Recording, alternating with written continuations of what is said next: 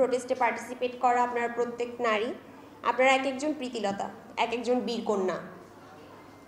Quota reform থেকে শুরু করে ফ্যাসিস্ট সরকার পতনের আন্দোলনে নারী অংশগ্রহণকারীরা প্রত্যেকে নিজেদের জান বাজি রেখে ফিল্ডে লড়েছেন। সাথে ছিলেন আমাদের অনেকের মাগণ।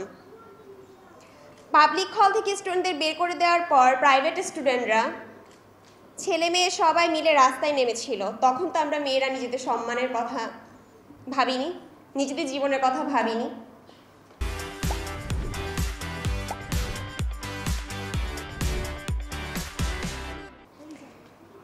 আজ এখানে উপস্থিত আমরা মেয়েদের কজন চেনেন আপনারা, বা আপনারা যারা মিডিয়া কভারেজে আছেন আপনারা আমাদেরকে কজন রিচ করতে পেরেছেন বলতে পারবেন আপনারা? অথচ আমি আন্দোলনের সক্রিয় এবং সামনের সারির একজন অংশীদার। আর দুঃখের ব্যাপার এখানে যে দেশ বিনির্মাণ থেকে শুরু করে বর্তমান প্রেক্ষাপট পর্যন্ত ফ্রন্টলাইনে নারীদের উপস্থিতি খুবই সীমিত, যা আমাদের জুলাইয়ের স্পিডটাকে আরও কমিয়ে দিচ্ছে। যখন কেন্দ্রীয় কমিটি থেকে কোনো মিটআপ আয়োজন করা হয় সেই ফাংশনগুলোয় একজন ফিমেল পার্টিসিপেটরও আমাদের নজরে আসছে না। আমার ভাই অনেক প্রোগ্রামে যায়, কিন্তু আমি কখনো তার সাথে কোনো ফিমেল পার্টিসিপেট ওখানে দেখি না।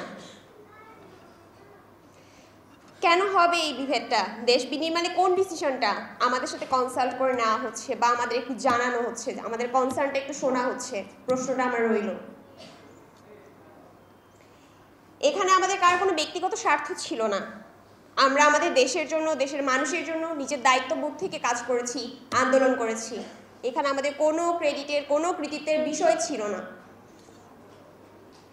আমি বিশ্বাস করি সব কিছুর আগে আমাদের নিজেদের মধ্যে একতাটা বড্ড বেশি ইম্পর্টেন্ট। আমরা নিজেদের উপর বিশ্বাস রেখে একসাথে এগিয়ে গেলে পিছনে ফেলে রাখার সাহস কারো হবে না, আমাদের ভাইরা, আমাদের বোনেরা সকলে মিলে। সবশেষে আমি বলবো, আর নয় পিছিয়ে থাকা, আসুন আমরা ভাইদের সহযোগিতায় সহযোদ্ধা হিসেবে একসাথে দেশ বিনির্মাণে প্রতিরোধ করে সামনে এগিয়ে যাই।